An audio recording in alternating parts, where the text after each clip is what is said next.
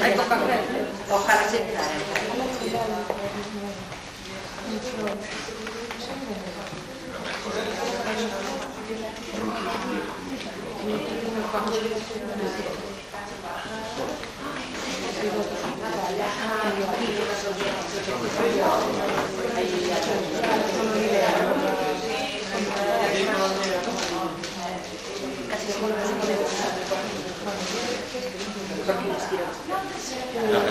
Aquí no, ¿eh?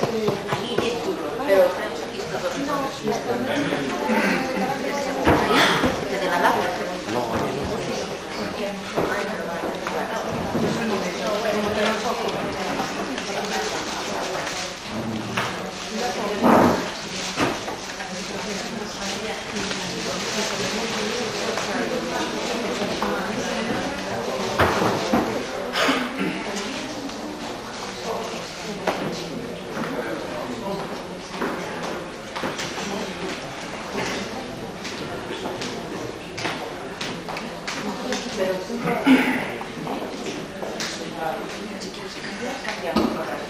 Buenas tardes. Vamos a dar paso en esta conferencia que organizamos con todo cariño, con toda ilusión, gracias a oferta que nos hizo o compañero presidente do Ateneo Casino Zarolán, Gonzalo Rodríguez Tenreiro, porque temos aquí entre nós xa fai moito tempo un palentino, Mario Fernández,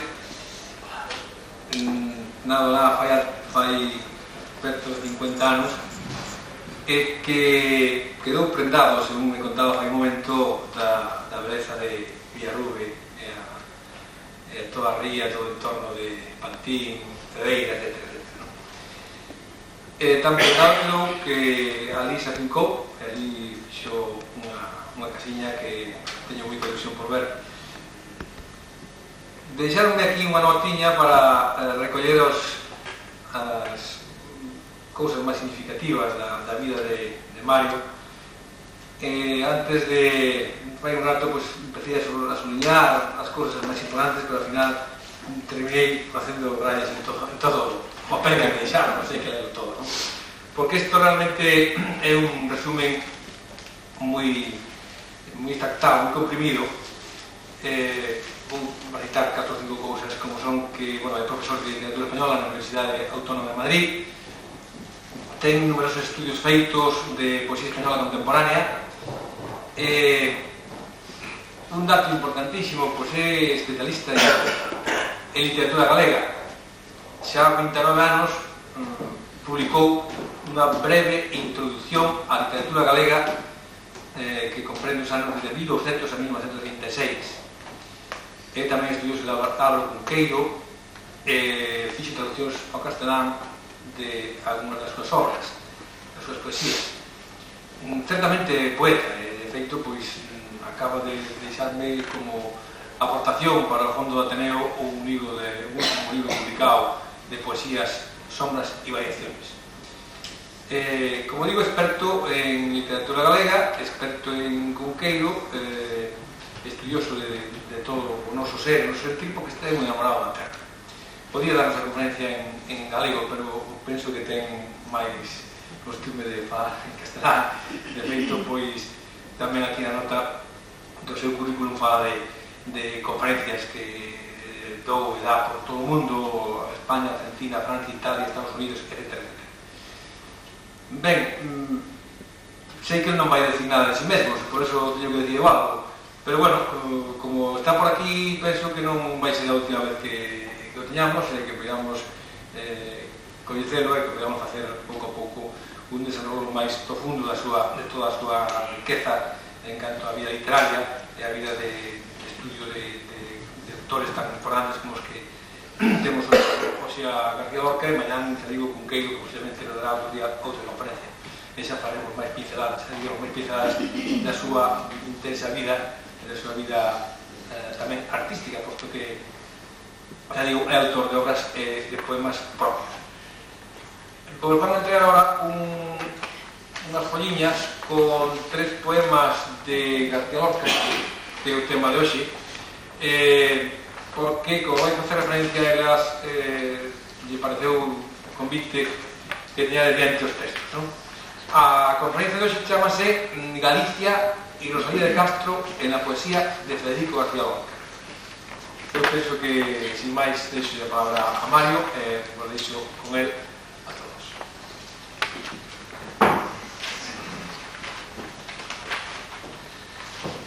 Distinguidos y queridos amigos, aquí el presidente de este Ateneo ha hecho una amabilísima presentación y llevado su amabilidad, incluso ha dicho que podría dar esta conferencia en gallego.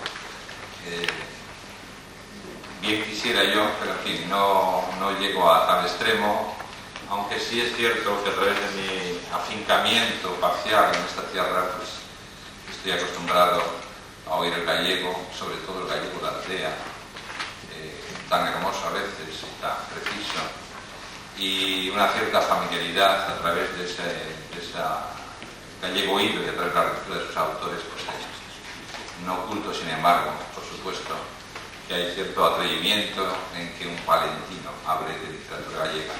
Bien es cierto que voy a hablar del caso singular de un autor que no era precisamente gallego, que escribió, y se ha debatido mucho sobre esto, unos 6 poemas galegos que están incorporados a todas las antologías y a la historia de la lírica en gallego contemporánea. Y por lo tanto, prevalido un poco de que un granadino hizo eso, evidentemente mucho más genial que yo, pues yo modestamente puedo hablarles. Por lo tanto, doy las gracias al presidente del Ateneo, se las doy también a mi amigo González, que me permiten que le nombre nada más de esta manera, con su nombre, por esta mi presencia en Ferrol y en este Ateneo, para hablarles del tema que les han propuesto. Y paso pues a leer mi conferencia sobre Lorca, Galicia, Rosalía de Castro, con algunos aspectos conexos que verán que derivaré en torno al tema, no siempre centrándome. El 27 de diciembre de 1935, casi al filo del fin de año, se edita en Santiago, en la editorial Nos, un libro insólito, los 6 poemas galegos de Federico García Lorca. Según sabemos hoy, a través de la documentación rescatada por Jesús Alonso Montero, Álvaro Cunqueiro anuncia y exalta el librito 2 meses antes de su publicación mediante un artículo que aparece en El Pueblo Gallego, el diciembre del 35. Volverá a repetir glosa y celebración mediante una reseña en el mismo periódico del 9 de febrero de 1936. La importancia de estas notas radica en un doble hecho. Por un lado, la acogida al libro por parte de Cunqueiro, ya representante de la vanguardia poética en su lengua, y por otro la noticia que la reseña transmite sobre el proyecto de una antología de la lírica galega que habría de publicar el Centro de Estudios Galegos al cumplirse el centenario del nacimiento de Rosalía de Castro en 1937.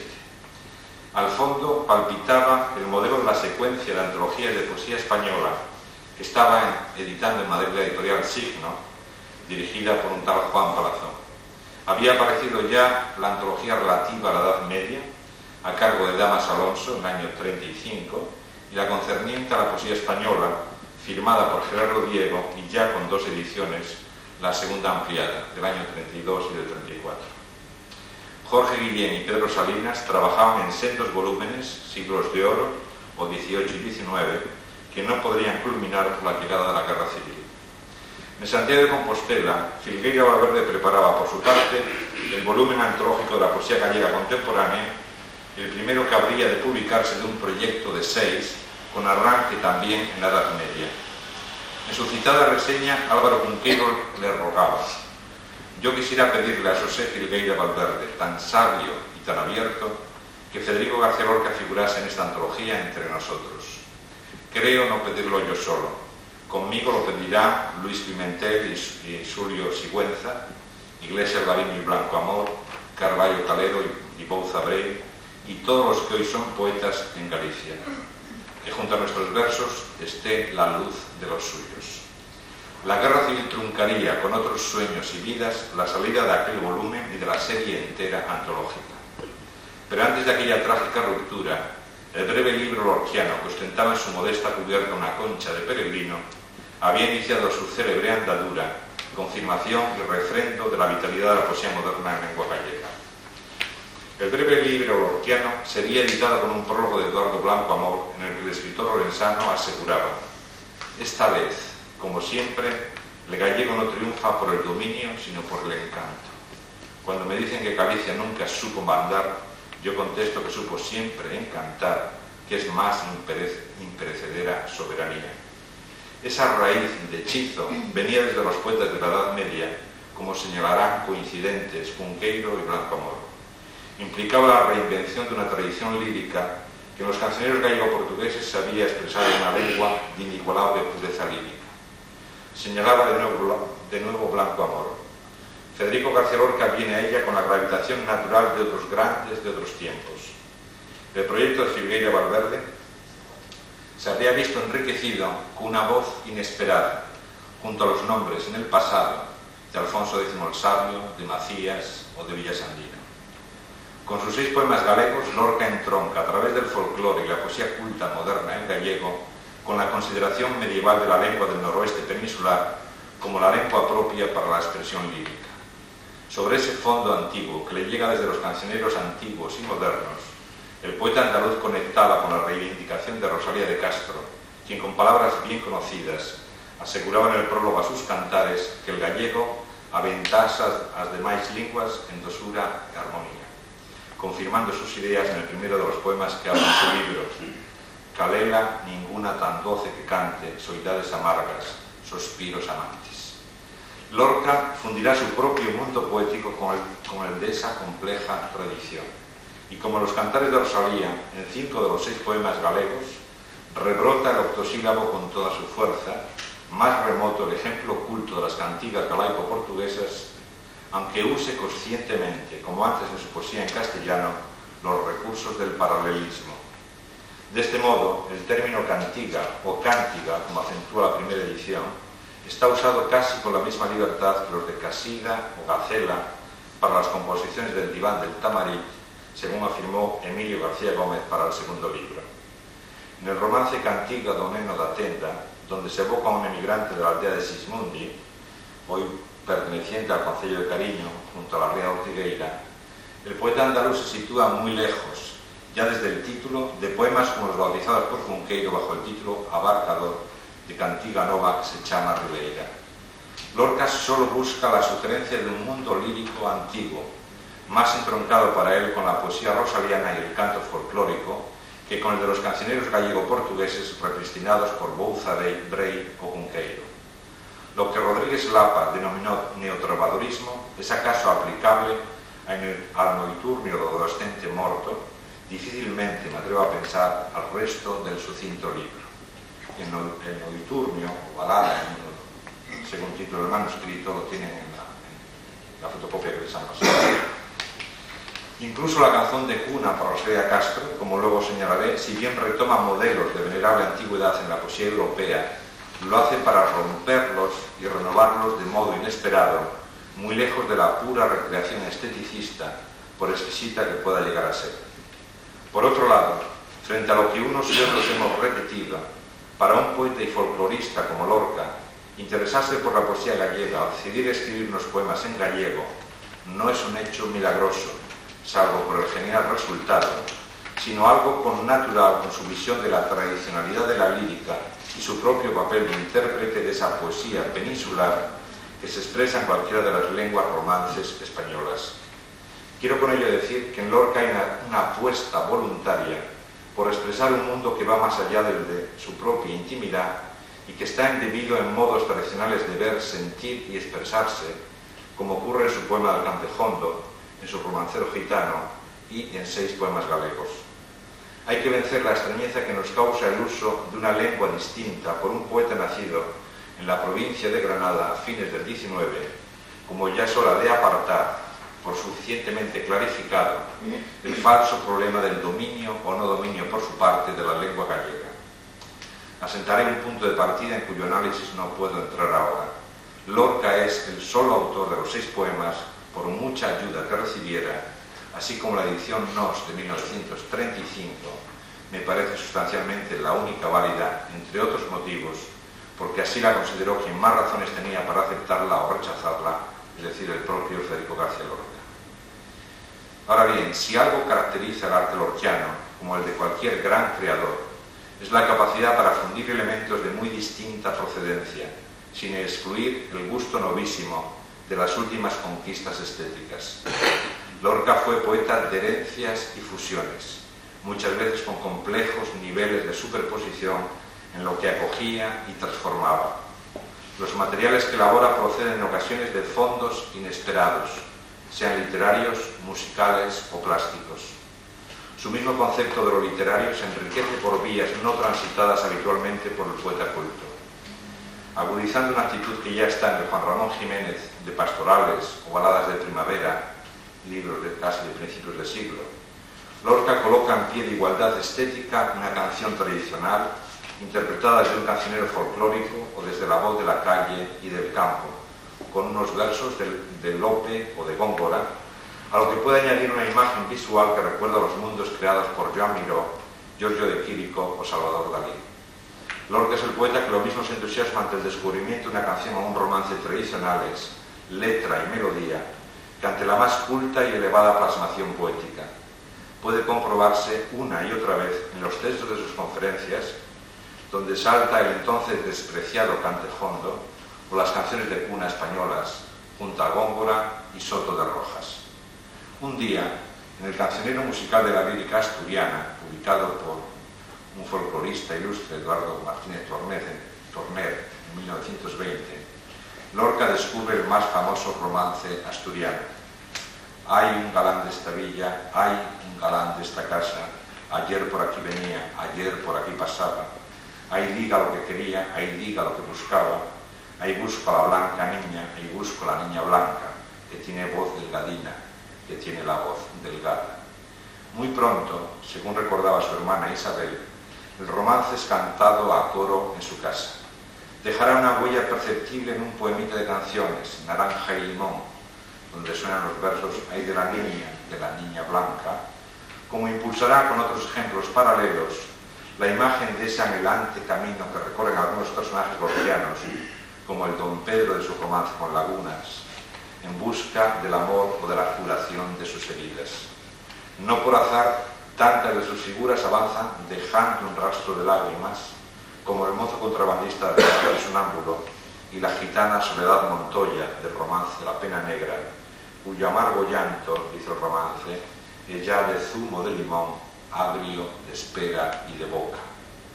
Llegados a este punto, conviene añadir que el rastro de lágrimas puede ser también un rastro de sangre, como certifica el verso paralelo del romance Sonámbulo. Lorca gustaba de esta canción granadina, encarnación, según él, de la verdadera melancolía. Por aquella ventana que cae al río, échame tu pañuelo, que vengo herido. Por aquella ventana que cae al huerto, échame tu pañuelo, que vengo muerto. Por aquella ventana que cae al agua, échame tu pañuelo, se me va el alma. Semejante pañuelo piden otros heridos o enamorados que cobran voz en la lírica tradicional de la península. Así, en Galicia surge este diálogo en esas sílabos, entre alguien que demanda ayuda y alguien, una mujer, que se la niega, cerrándole las puertas de su casa. Ábreme a portiña, ciérrame o postigo, cérrame o postigo, dame tu veciño, ai meu ben, que veño ferido.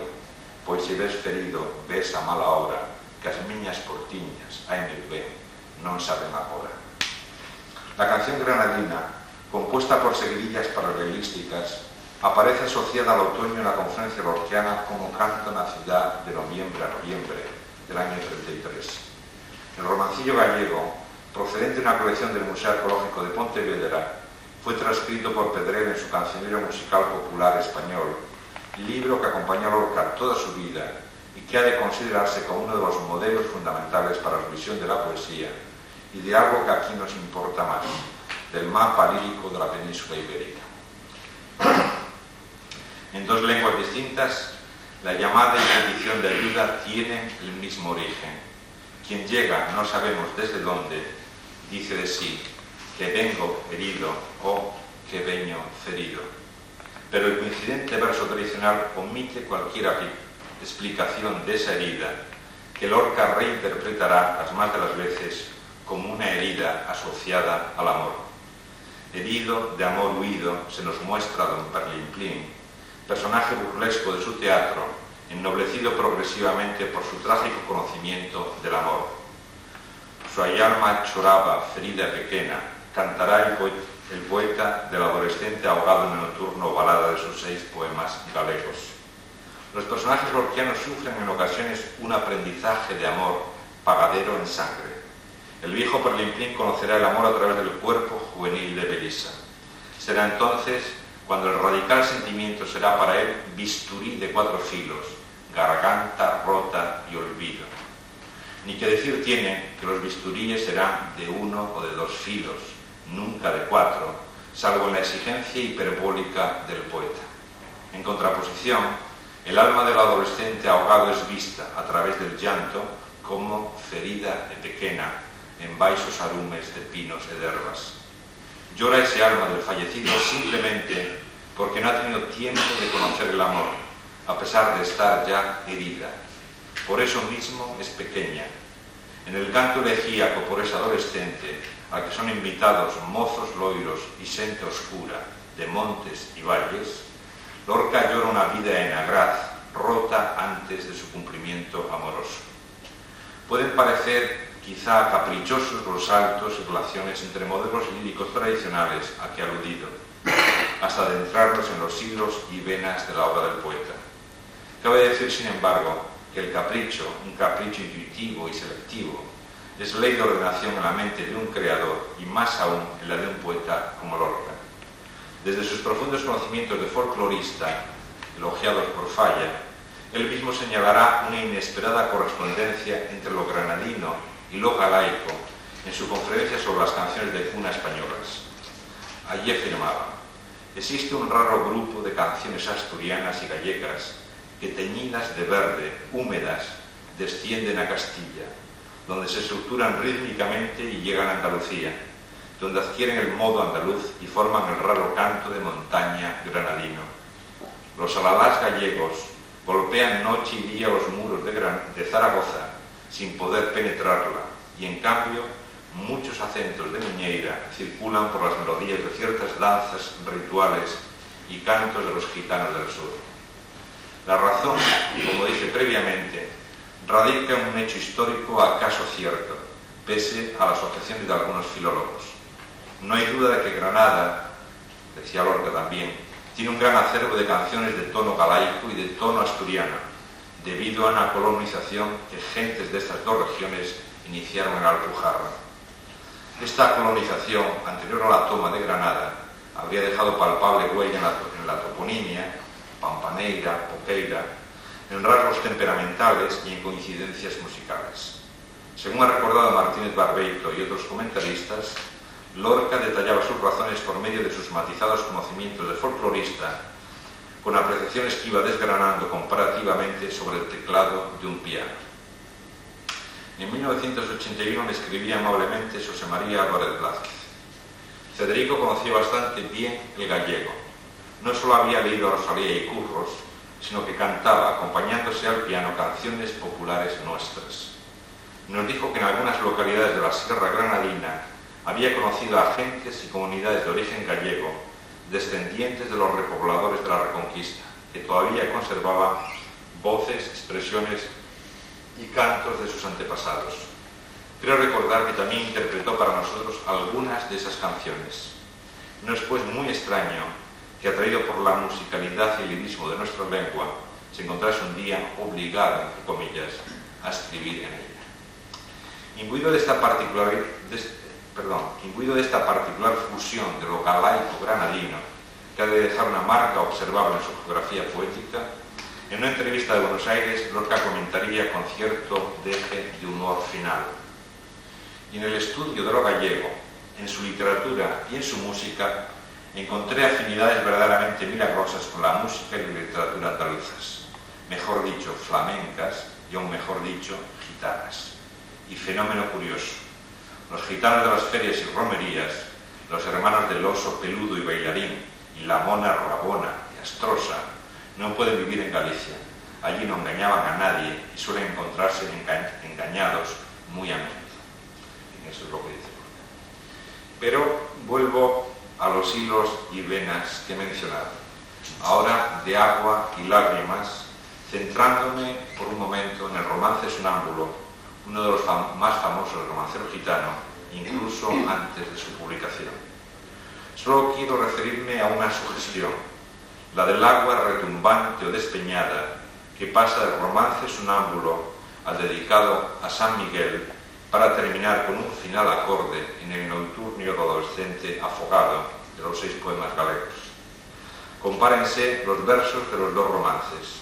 Dice el contrabandista herido del romance sonámbulo: dejadme subir al menos hasta las altas barandas, dejadme subir, dejadme hasta las verdes barandas, barandales de la luna, por donde retumba el agua.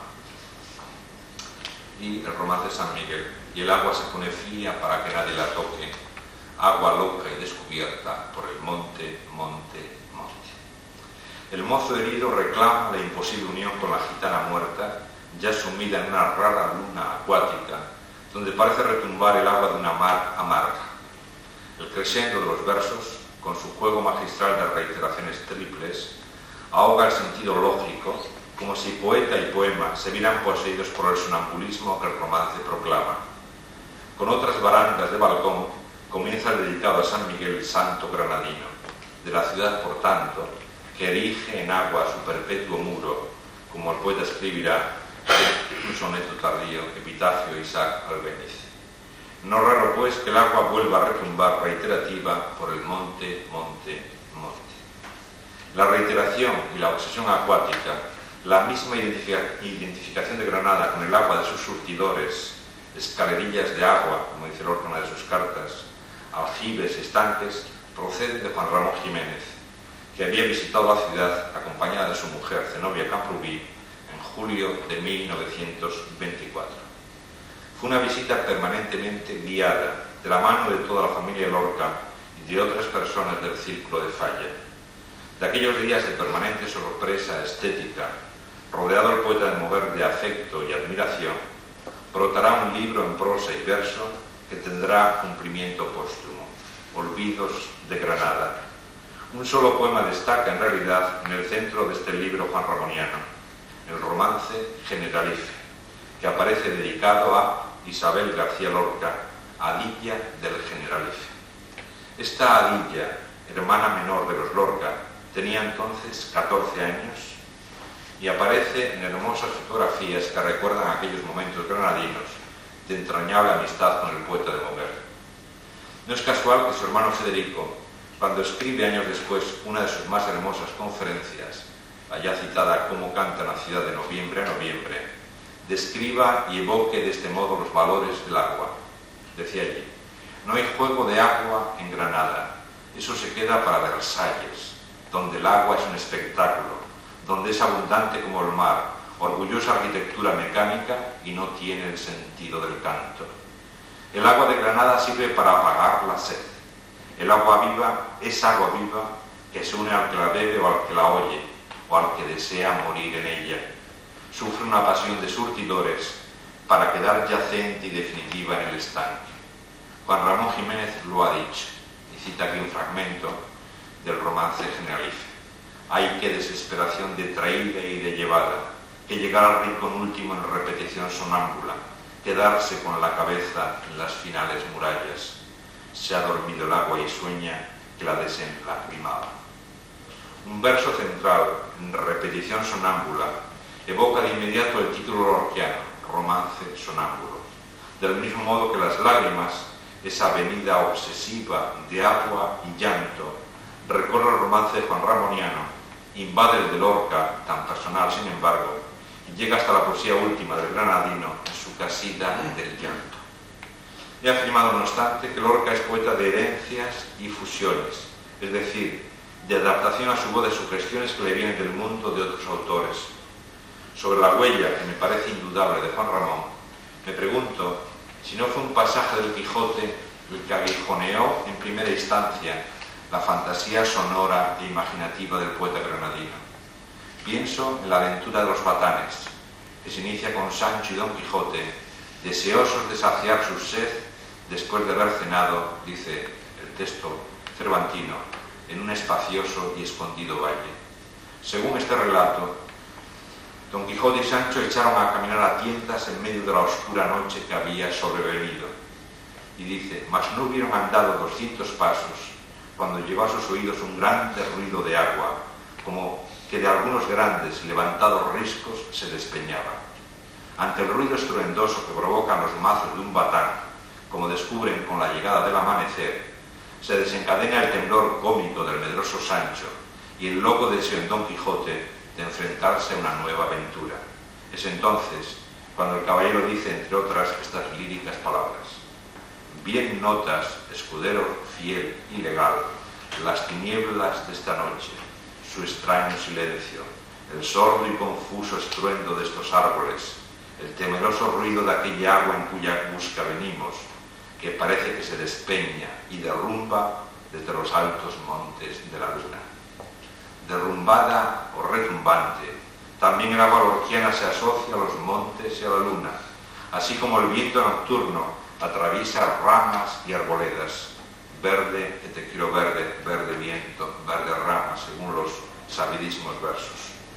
No impediría esa fuente la clara asociación con versos tradicionales, como arbolito verde seco la rama, debajo del puente retumba el agua, con la acentuación que da la melodía musical. De ser cierta la sugestión cervantina, acaso semiborrado recuerdo en la memoria del poeta, estaríamos una vez más ante el cruce y fundido de fuentes, pero también ante un resultado libre y autónomo, en el que apenas importa poder contar los hilos ya casi imperceptibles que subyacen en la trama. No obstante, junto a Preciosa, la gitanilla cervantina calienta en Preciosa el aire, otro de los romances del libro, una Preciosa perseguida por el viento, tendríamos una huella más del inmortal novelista, de cuyas páginas habría brotado como de fuente real ese caño de misteriosos y sonoros octosílabos. Si salimos del romancero, las dudas sobre el influjo cervantino se disipan, creo, enteramente. ¿Qué decir sino de ese imaginativo, portentoso pareado del citado nocturnio adolescente afogado? Agua despenada, vai sábada lúa, cobrindo de lirios a montana nua. La imaginación lorquiana habría quedado nítidamente prendida en las afirmaciones del loco cervantino, quien, según sus comentaristas, hablaba en términos de aparente racionalidad geográfica. Don Quijote aludía a las fuentes del Nilo, que, de acuerdo con Ptolomeo, nacen en el monte de la luna, en la alta Etiopía. Al poeta moderno estas explicaciones, y las leyó, le sobraban. Fijo en la autoridad cervantina y en la misma belleza de las palabras quijotescas, asoció luna y agua como términos inexplicados y misteriosos, metaforizó de la luz del astro nocturno en un despeñado torrente de agua luctuosa. La última variación llegará en otros dos versos hermosísimos del Diván del Tamarit, donde la luna ya no hace acto de presencia.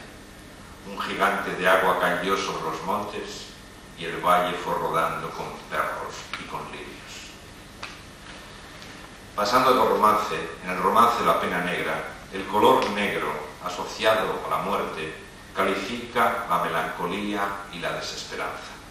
No es, sin embargo, un negro de luto, sino un color que invade, me atrevería a decir que metafísicamente, aquello que toca.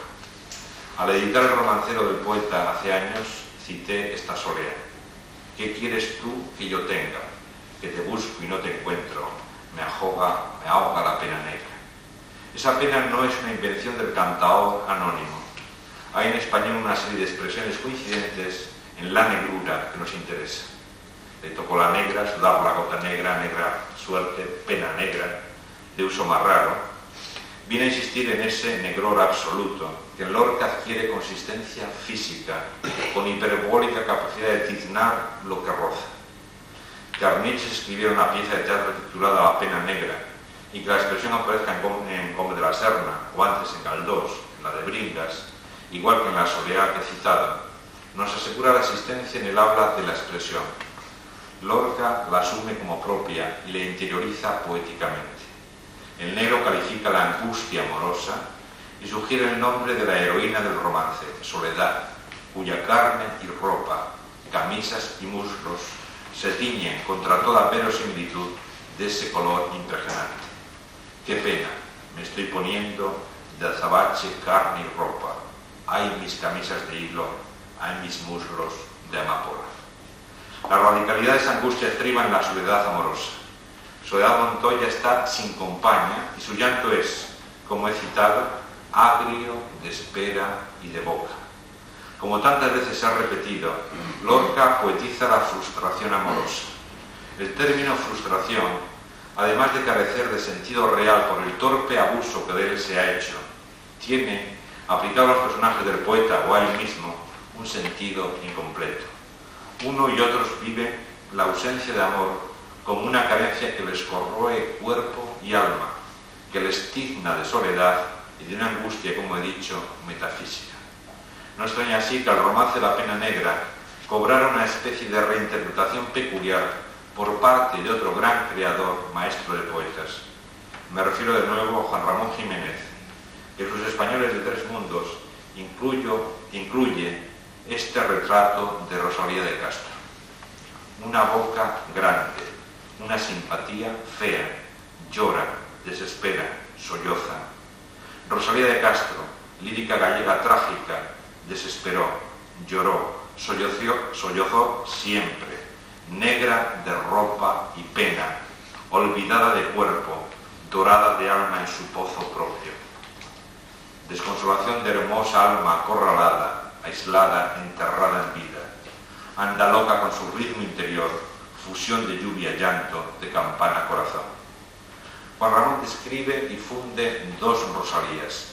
La primera es la del más conocido retrato fotográfico, la misma que evocará Luis Pimentel en sus famosos y estremecedores versos. Qua tua boca torta chamas os mortos, dende a solaina, e serán infinita. La segunda proviene de Follas Novas, más que de los Cantares, y resulta afectada por el romance lorquiano, ya publicado cuando se editó y se escribió el retrato de Juan Ramón. Tácitamente, el poeta de Moguer está asociando a la cantora de la negra sombra con la gitana lorquiana teñida por la pena, negra de ropa y pena, como él dice, loca también en su casa solitaria. Recuérdese completo los versos del granadino que ahora interesa. Qué pena tan grande, corro mi casa como una loca, mis dos trenzas por el suelo de la cocina a la alcoba. Qué pena, me estoy poniendo de azabache, carne y ropa. El azabache muestra esa voluntad plastificadora del granadino, ajena a Rosalía y a la evocación juanramoniana. No es Lorca, por otro lado, quien establece la conexión entre pena y saudade, o entre pena negra y negra sombra, sino de modo indirecto Juan Ramón Jiménez, impresionado por esa personificación de la pena andaluza que el poeta de Granada había puesto en pie en su romance. Por su parte, Lorca canta a Rosalía en dos poemas. Nada diré del primero, desechado por el poeta en sus papeles juveniles, fragmentariamente editado por Jesús Alonso Montero y finalmente editado en un volumen reciente de poesía inédita de juventud por un hispanista, Cristian de Pepe. Retengamos tan solo su fecha de escritura, 1919, lo que nos refleja la temprana lectura de la poetisa gallega, poco después de un viaje estudiantil a Galicia, glosado en conocidas páginas de impresiones y paisajes, el primer libro lorquiano, un libro juvenil en prosa del año 18. Sobre recuerdos de una visita al poeta granadino a Santiago de Compostela en el año 32, escribiría Carlos Martínez Barbeito. Por Rosalía sentía Lorca una admiración sin límites y más de una vez expresó su opinión de que ella significaba el momento más alto de la poesía española del XIX. Esta afirmación, que confirma indirectamente la propia obra lorquiana, desplaza en segundo lugar la estima por la poesía de Bécquer, aparentemente al menos, de modo contrario a lo que sucedía entre sus compañeros de generación por aquellos mismos años. Cuando en los 6 poemas vuelva sobre la misma figura, compondrá lo que aparece titulado como Canción de cuna para Rosalía de Castro Morta, y añado el D al apellido a partir del manuscrito que supuestamente sirvió de base para la impresión del poema. Aparte de incorrecto en gallego, el título, bañado de trágica ternura, es arbitrario, pues lo que Lorca escribe es, aunque solo en parte, una canción de alba, según un patrón bien conocido en la poesía medieval europea. Los amantes secretos que han pasado la noche juntos se despiden con la llegada de la luz solar, anunciada por el canto de las aves, sea en el gallo, la alondra, o como en la cantiga de Nuno Fernández Torneol, todas las aves do mundo. En un villancico de amigo castellano, coleccionado por Damas Alonso y José Manuel Blecua, nos encontramos una canción de alba tradicional, acompañada de una glosa sin duda culta, como sugiere el leve humor del comentario final. Ya cantan los gallos, amor mío, y vete, cata que amanece. Vete, alma mía, más tarde no esperes, no descubra el día los nuestros placeres. Cata que los gallos, según me parece, dice que amanece. Rosalía de Castro retoma desde el cancionero tradicional gallego versos claramente emparentados con el villancico castellano. En sus cantares gallegos, el número 4 comienza de este modo: cantan os galos pro día, érguete meu ben e vaite, como me di, queridiña, como me di e deixarte. La cuarteta presenta de modo completo el esquema de la canción de Álava, con el canto matutino de los gallos y el rechazo ante la separación manifestado en el diálogo de los amantes. Como ya ha señalado la crítica de Pouza Brey a Feldeive, Lorca arranca de esos versos incorporados a la dor rosaliana. Leeré completo el poema del andaluz que ustedes tienen fotocopiado. Érguete, miña amiga, que xa cantan os galos do día. Érguete, miña amada, porque o vento muxe como unha vaca. Os arados van e ven dende Santiago a Belén. Dende Santiago a Belén un anxo ven en un barco de prata fina, que trae a dor de Galicia. Galicia deitada e queda, transida de tristes ervas.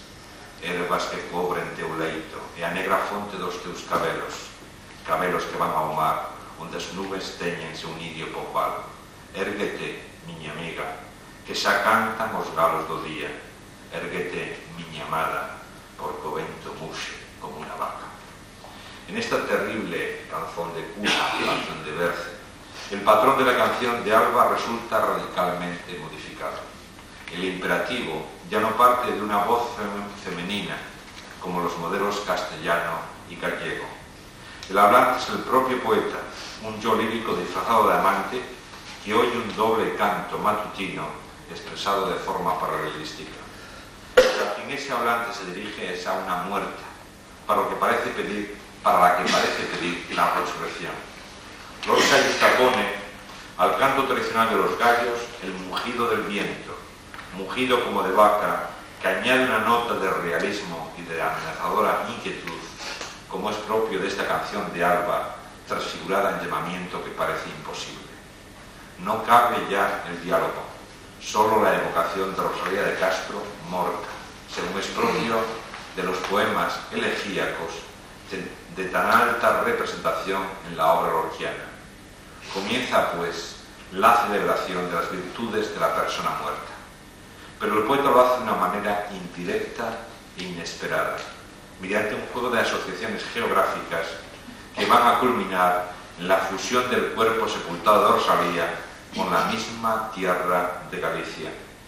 Todo pende de una sostenida concatenación desarrollada mediante dísticos asonantados que termina en un dodecasílabo en aguda antes de la repetición de la copla de entrada, cargada ya de un nuevo revolucionario significado.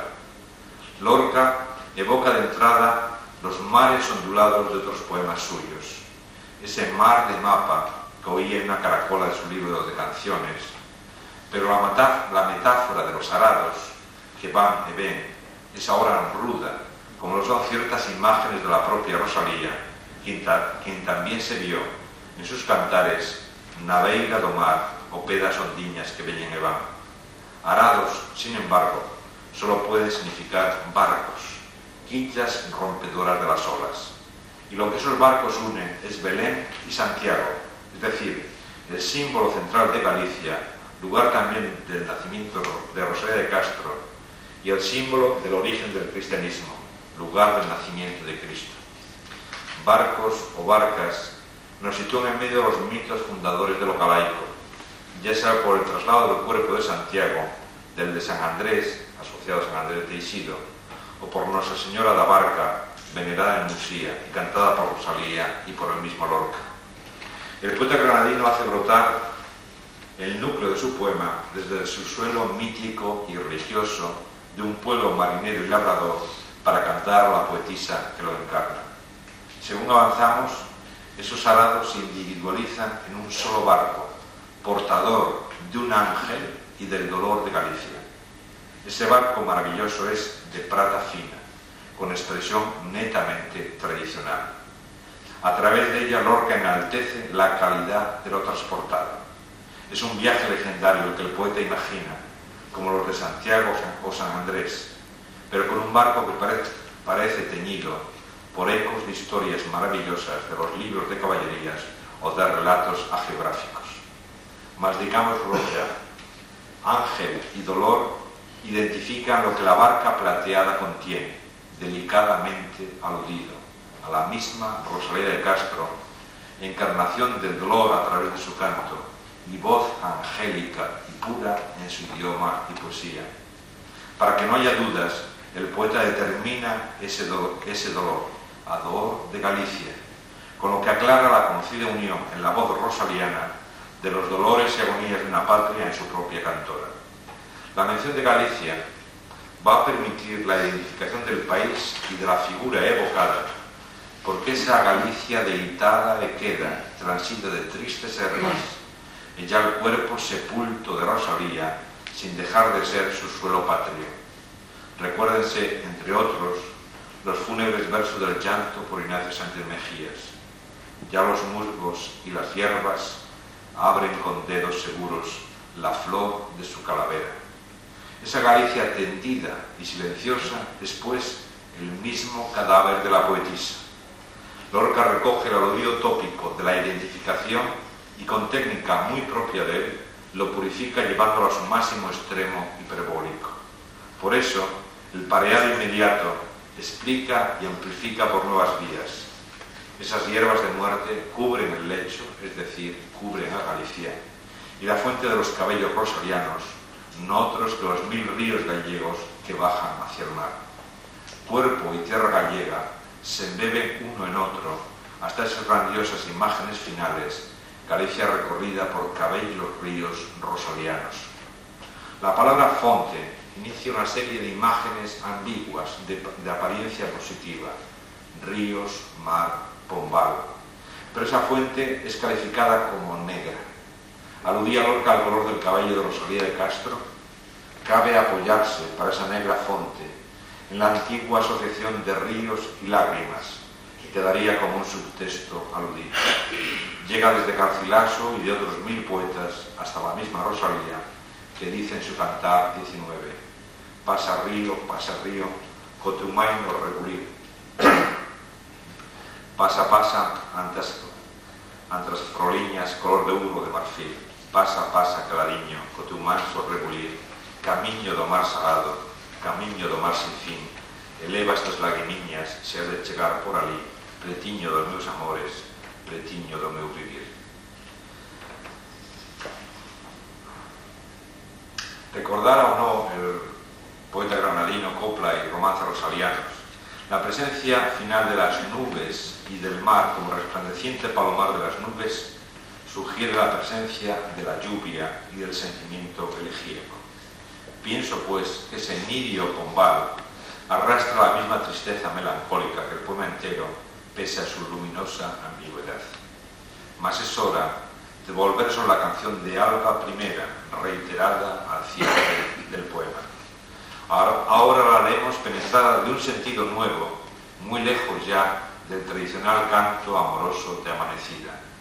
El imperativo inicial, poderosa llamada de resurrección, se dirige a una miña amiga o miña amada, que es a la vez Rosalía de Castro y Galicia, las dos muertas. Ahora sí tiene pleno sentido ese RT combinativo. El poema, de modo muy sutil, es un canto de un tiempo histórico, de años en los que Lorca era consciente de la llegada de un tiempo nuevo, coincidente con el advenimiento de la Segunda República, a cuyo ánimo transformador se unió generosamente con el proyecto teatral de la Barraca y con su propia actitud literaria. Sin mantener un talante revolucionario, Lorca señalaba la nueva vida que se cierne sobre el mundo, como afirmó al fin de su charla sobre teatro de 1935, con motivo de una representación especial de Yerma a los actores madrileños. No voy a citar otros textos bien conocidos. Desde esa actitud, no es extraño, por tanto, que en esta quinta composición de sus 6 poemas galegos hiciera un llamamiento a la resurrección de un pueblo a través de la figura poética que más profundamente lo ha encarnado. Mas llegados a este punto, resulta claro que el título, debido probablemente a Blanco Amor, no es el más adecuado. Nada tiene el poema de canción de cuna, salvo la ternura de la evocación. Parece más propio el título primero, trazado en el apógrafo que se custodia en Orense por mano de un ferrolano, de Ernesto Pérez Guerra o Guerra da Cal, Bella Cantiga. Con él Lorca refrendaba una vez más su conexión con una tradición que aquí ha quedado explícita, con el mismo sentido de la renovación de esquemas conceptuales tanto poéticos como históricos. Sobre las herencias que transfigura, Lorca se nos manifiesta también como uno de los máximos innovadores de forma en la tradición poética española. Escribiera en castellano o en la antigua lengua del noroeste peninsular, parte para él insustituible del mapa lírico de la península ibérica. En esa lengua sintió una conmoción renovadora que expresó con un canto elegíaco y amoroso. No es un azar que los 6 poemas se inicien con un madrigal, pero dirigido desde el título a la ciudad de Santiago. Me permitiré leerles, para terminar, una versión en castellano de ese madrigal. La realicé hace años y tiene la amable aprobación de un poeta erudito gallego ya fallecido, antes citados, María Álvarez Blázquez. En su memoria la leo. Tienen ustedes el original gallego, naturalmente, mejor. Yo en Santiago, mi dulce amor, camellia blanca del aire, brilla en la tiniebla el sol.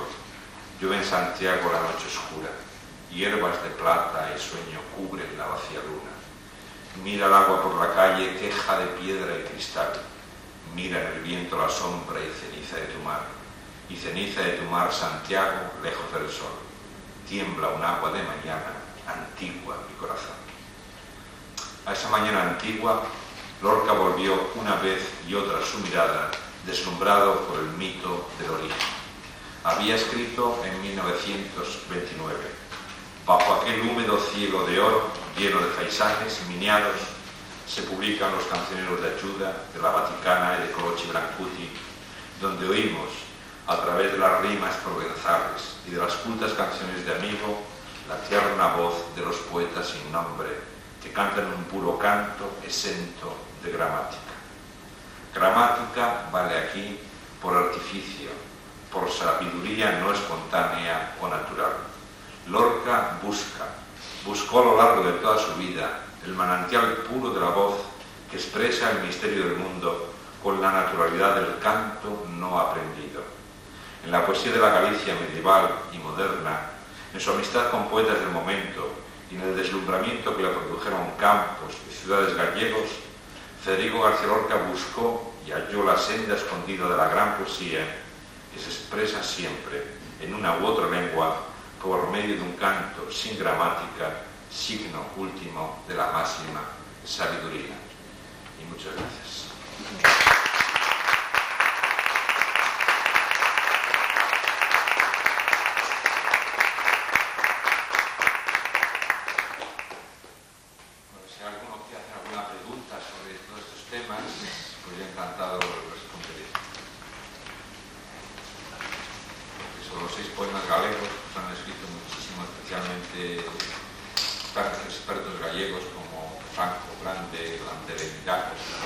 Etcétera, etcétera, hay mucha literatura escrita en Galicia, con muchas críticas sobre eso. Incluso pues aparentemente hay un zarrolano, que he citado antes, Pérez de Guerra, que fue un poco como diccionario vivo para la composición de estos poemas por parte de un Lorca cristiano que no dominaba el gallego como para escribir en directo, pero sí le ayudó directamente para estos 6 poemitas que se han incorporado realmente a lo que entiendo y por lo que veo a través de los grandes teóricos de la literatura gallega pues a la poesía de este siglo. En fin, no sé si alguna curiosidad especial por parte de ustedes o alguna noticia que ustedes quieran transmitir en voz alta a todos los que estamos aquí reunidos. Y si no hay nada, pues cerramos. Con el permiso del presidente, pues nos vamos.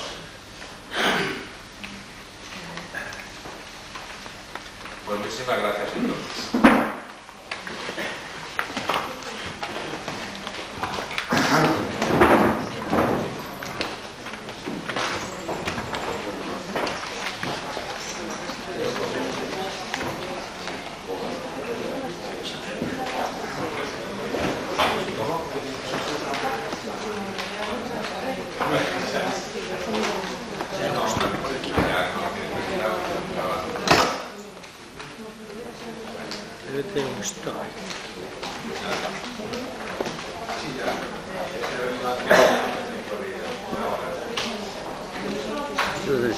Desenchufa.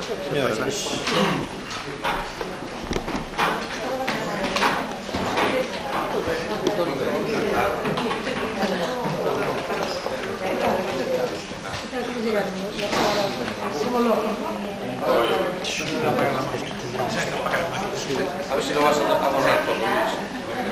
Pues yo creo que... Desenchufa. Desenchufa, sí está. Desenchufa.